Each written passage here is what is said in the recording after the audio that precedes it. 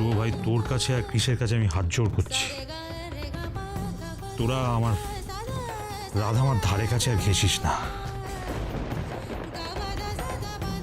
আমার মেয়েটাকে তোর একটু শান্তিতে থাকতে দে। অনেক রাত হয়ে গেছে, আজ তোরা এই বাড়িতে থাক, খাওয়া দাওয়া কর, আর কাল সকাল হলে তোরা কলকাতায় ফিরে যা। দুলাল আঙ্কেল তো তোমাকে আমাদের সাথে কলকাতা ফিরে যেতে দেবেন না। তুমি কি চাও রাধা? তুমি আমাদের সাথে কলকাতা ফিরে যেতে চাও না চাও না?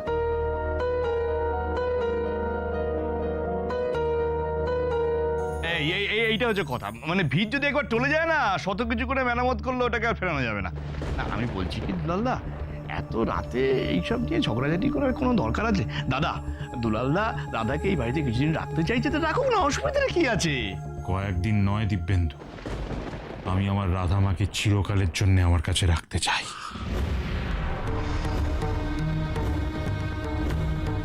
সেই ভালো ওই করো, মেয়েকে ডিভোর্স করিয়ে বাড়িতে এনে বসিয়ে রাখো।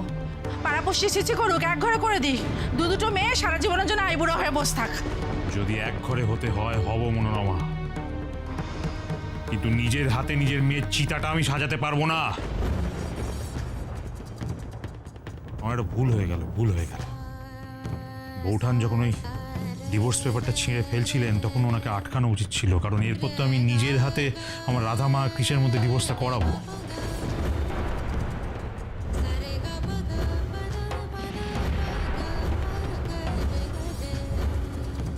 বাবা, তুমি এসব কি বলছো? দিদি এইসব কথা জানলে দিদি তো আরো অসুস্থ হয়ে পড়বে। কি বলছি আমি?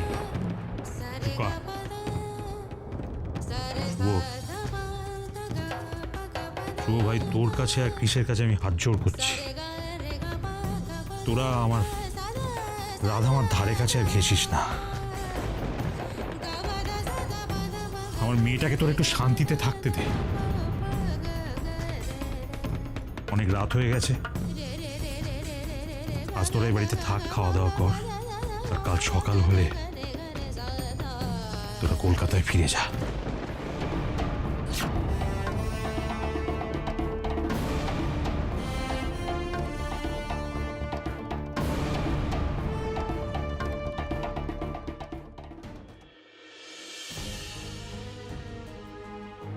কুমড়া মুখোজ্জে আমাকে বিষ খাওয়াননি।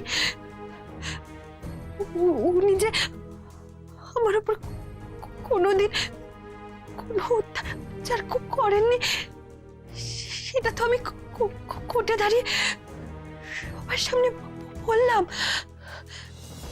তাও কেন বাবার মনের মধ্যে কুমড়া মুখোকে নিয়ে এতটা বিশ্বাস রয়ে গেল যে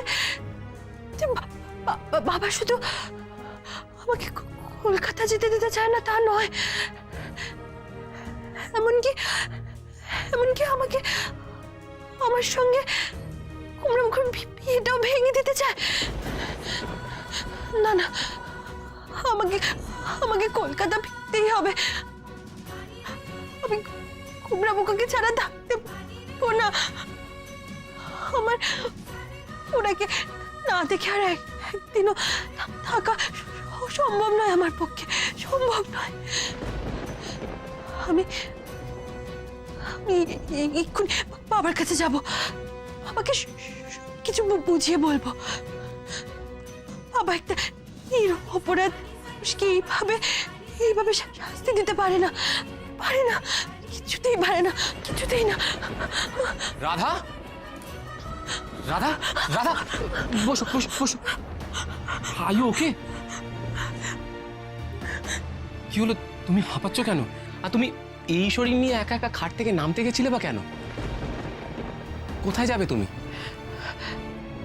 আমায় এক্ষুনি একবার বাবার কাছে যেতে হবে। বাবার সাথে খুব জরুরি একটা কথা আছে, এখন না বললেই নয়। রাধা, ডক্টর বলেছেন এই সময় কোনো রকমের এক্সাইটমেন্ট তোমার জন্য হার্মফুল হতে পারে। সব তোমার যা বলার তুমি কাল সকালে বলবে, এখন রেস্ট নাও। না থাকো মুখো, কাল সকালে বললে অনেক দেরি হয়ে যাবে। আমাকে কি এক্ষুনি বলতে হবে। দুদিন তো আমি অসুস্থ ছিলাম, আমি কথা বলতে পারছিলাম না বলে আপনাকে অনেক শাস্তি ভোগ করতে হয়েছে। এখন তো আমি কথা বলতে পারছি। এখন কথা বলতে পারার পরেও যদি আপনাকে একই শাস্তি ভোগ করতে হয়, তাহলে যে আমি নিজের কাছে অনেক ছোট হয়ে যাবো প্রমুখ। তুমি কি তার মানে? হ্যাঁ, আমার ঘুম ভাঙার পর আমি বাবার সমস্ত কথা শুনেছিলাম। আমি বাবার মনের মধ্যে আপনার সম্পর্কে সমস্ত ভুল ধারণা ভেঙে দিতে চাই। আমাকে যেতে দিন কোবরামুখ, আমাকে যেতে দিন। আর কি কি চাও তুমি রাধা?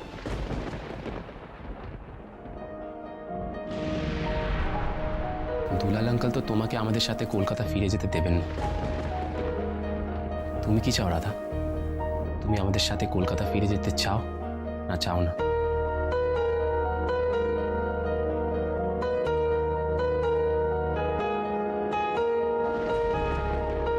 কি হলো রাধা, চুপ করে আছো কেন?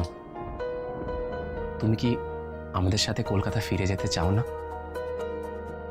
চাও না রাধা? রাধামা তাই চায় যা তার বাবা চায়।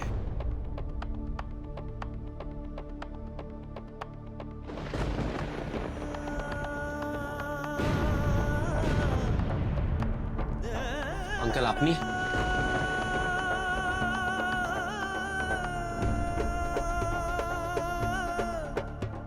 এই ব্যাপারে আমার বক্তব্য, আমার সিদ্ধান্ত দুটোই স্পষ্টভাবে তোমাকে জানিয়ে দিয়েছি বাবা। এই নিয়ে আমি আর কোনো কথা বলতে চাই না। তুই যাও বাবা, শুয়ে পড়। যাও, অনেক রাত হয়ে গেছে।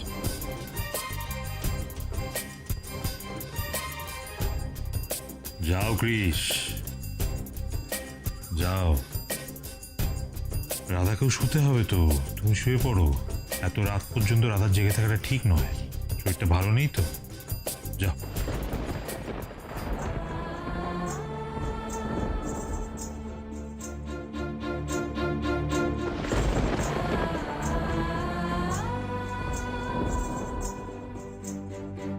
বাবা, বাবা তুমি রাধামা,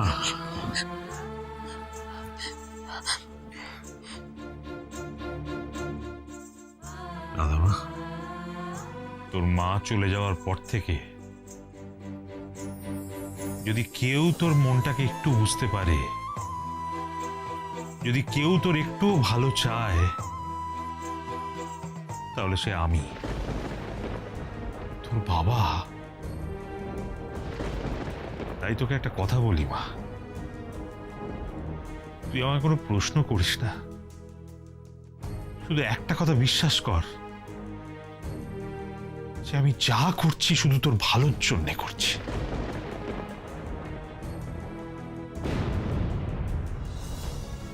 কিন্তু বাবা, আমার মনের মধ্যে যে প্রশ্নগুলো রয়েছে, যে কথাগুলো রয়েছে, সেগুলো আমি তোমাকে না বলা পর্যন্ত যে আমার আমার মনের ভেতরটা হালকা হবে না বাবা। আমি সুস্থ হয়ে উঠতে পারবো না। বেশ তো, বলবি বলবি। এখন তো অনেক রাত হয়ে গেছে, এখন শুয়ে পড়। কাল সকালে বলিস না, শুনবো, আমি সব কথা শুনবো তোর। লজ্জা, বুড়ো বয়সে ভীমরতি হয়েছে দেখো। এমন সোনার টুকরো জামাইকে কুকুর বিড়ালের মতো কেমন দূর করছে। দাঁড়া তো, এই লোকটাকে না আচ্ছা করে ডোজ না দিলে হবে না। আয় মা, শুয়ে পড়, শুয়ে পড় এখন। আয়, শোপ শোপ শোপ, আস্তে আস্তে শোপ। হ্যাঁ, ঠিক আছে, আস্তে আস্তে আস্তে আস্তে আস্তে। দাঁড়া তো, ঘুমিয়ে পড় মা, ঘুমিয়ে পড়, ঘুমিয়ে পড়।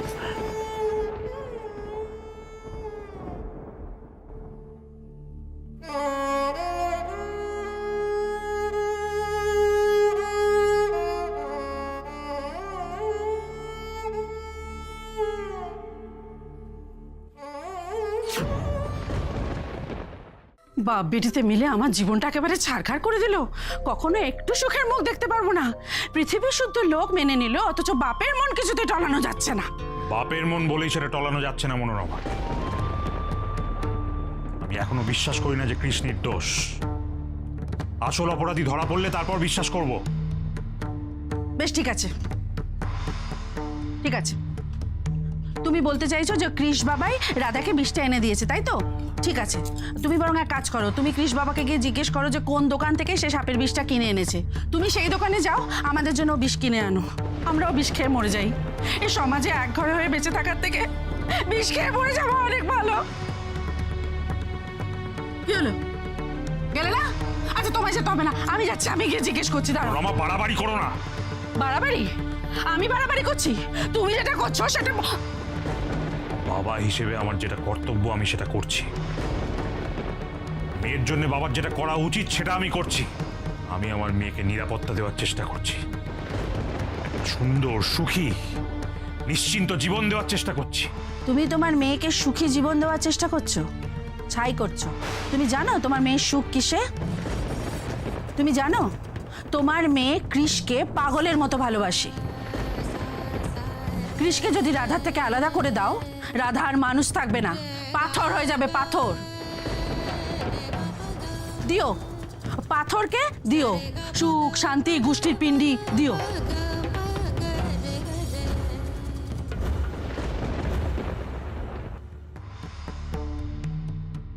আমাদের দুই বন্ধুর এই বন্ধুত্বের সম্পর্কটার ভিতটাই যে টলে গেছে রে ভাই। ওই দেখ,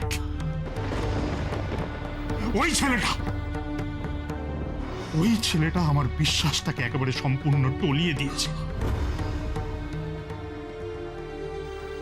কি ব্যাপার ড্যাড, তুমি এত রাতে এখানে শুতে যাবে না? দুলাল আজ যা বললো তারপর আর আমার ঘুম আসছে না রে। আর শুধু আজ কেন, ওর এই কথাগুলো হয়তো এখন অনেক রাত আমাকে ঘুমোতে দেবে না, তাড়া করে বেড়াবে। ড্যাড, আমায় একটা কথা বলো, দুলাল আঙ্কেল আমাকে কেন বিশ্বাস করতে পারছে না? রাধা বিশ্বাস করতে পেরেছে, কোর্ট বিশ্বাস করতে পেরেছে, কিন্তু দুলাল আঙ্কেল আমাকে এখনো বিশ্বাস করতে পারছে না। দুলালের অবিশ্বাসটা তো শুধু তোমাকে নিয়ে নয় কৃষ, ওরা আমাদের বাড়ির সবাইয়ের প্রতি একটা অবিশ্বাস তৈরি হয়েছে। আর সেটা তো খুব অযৌক্তিক নয়। আমাদের বাড়িতে যে সকলেই রাধার সঙ্গে খুব ভালো ব্যবহার করে না, সেটা তো তুমি মানবে।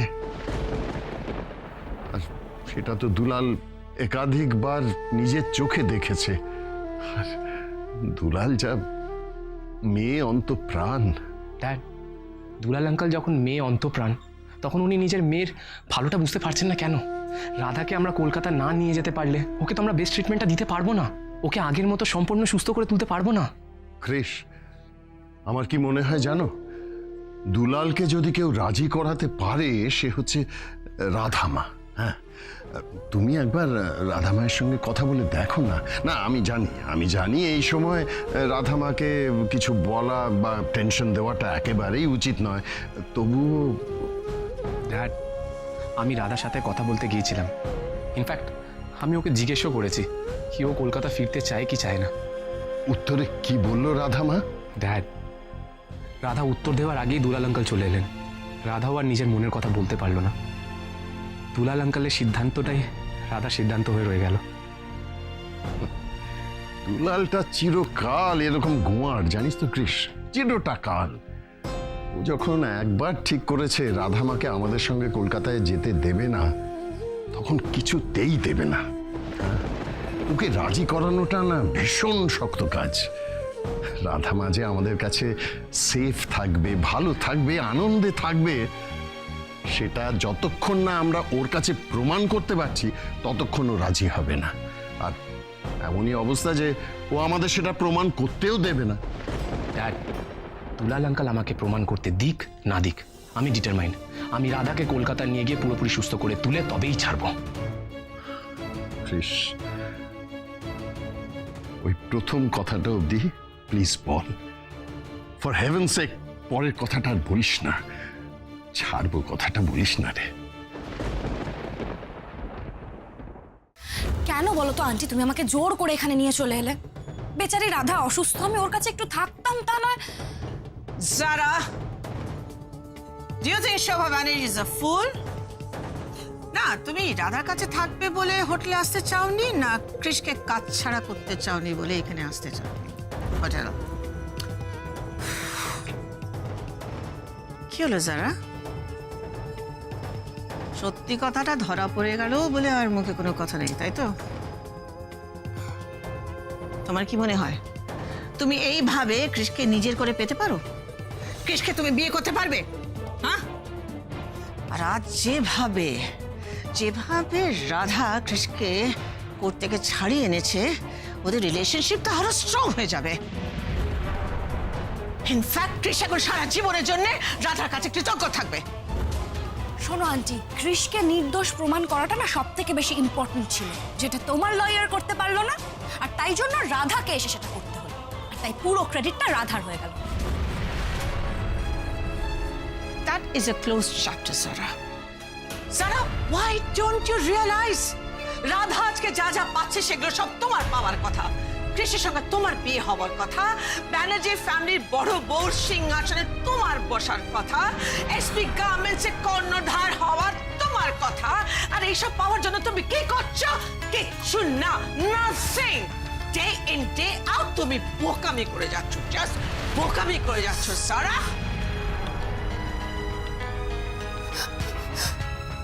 Now what? তুমি কেন কাঁদছো বলো তো? Why are you crying? Why are you crying? কি করবো আমি? কি করবো আমাকে বলে দাও, আমি কি করবো? আমি সত্যি কৃষকে খুব ভালোবাসি, নিজের থেকে বেশি ভালোবাসি, আমি ওকে ছেড়ে থাকার কথা ভাবতে পারি না। আর রাধা রাধা কৃষের সামনে এমন একটা পাঁচিল তুলে দিয়েছে যেটা টপকে আমি কৃষের কাছে পৌঁছাতেই পারছি না। আমি কি করব? আমার কি মনে হয় বলো তো, আমার মনে হয় কৃষ বোধহয় রাধাকে ভালোবেসে ফেলছে রাধাকে। Yes, you're absolutely right.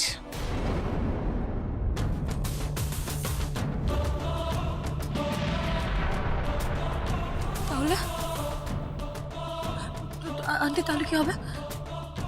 আমি কি আবার কৃষিকে হারিয়ে ফেলবো? সেটা হতে পারে না, সেটা হতে পারে না। আন্টি আন্টি আন্টি প্লিজ বলো আমি কি করবো? তুমি প্লিজ আমাকে বলে দাও আমি কি করবো। তুমি বিদেশ চলে যাও। হোয়াট? আমি আমার কৃষিকে ছেড়ে বিদেশ চলে যাব? কি বলছো তুমি? Yes, যাবে আর 1 মাসে ফিরেও আসবে। আর এই 1 মাসে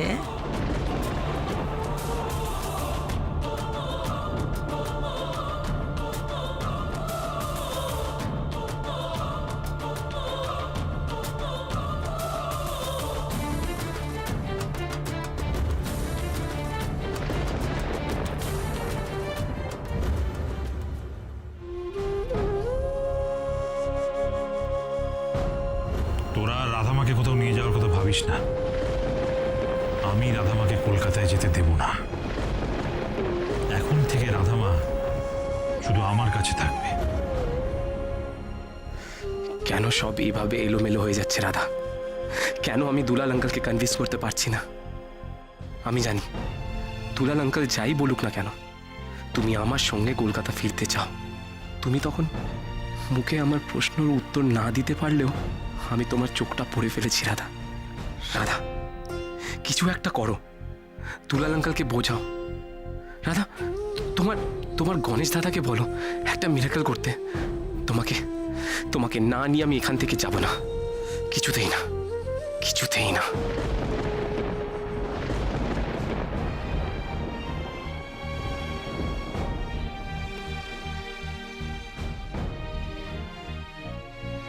বাবা এত রাতে আমার মাথার কাছে বসে আছে, আমায় পাহারা দিচ্ছে পাছে গোমরামুখ আমায় নিয়ে চলে না যায়, তাই জন্য।